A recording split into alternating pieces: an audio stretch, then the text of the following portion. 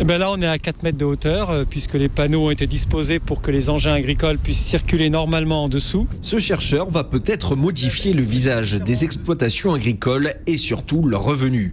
Son idée, installer sur des pilotis des panneaux photovoltaïques qui surplombent un champ cultivable. Ainsi, plus de dilemme pour l'agriculteur qui hésitait à convertir son exploitation en centrale photovoltaïque. On essaye de voir si le mélange n'est pas plus efficace. Aujourd'hui, on fait des centrales photovoltaïques au sol qui remplacent les cultures.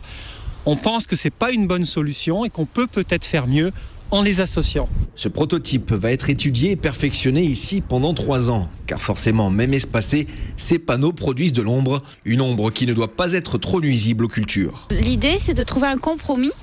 C'est-à-dire d'avoir suffisamment de panneaux pour produire encore de l'électricité, mais suffisamment peu aussi pour ne pas créer trop d'ombre et pénaliser le développement des cultures. C'est un vrai challenge de pouvoir préserver, en particulier en France, une surface pour la production agricole et de ne pas donc la neutraliser comme on le fait déjà. On sait déjà qu'il y a une pression foncière très forte du fait du développement des villes. Installé sur 1 hectare, cet agrivoltaïque pourrait fournir de l'électricité pour environ 200 foyers.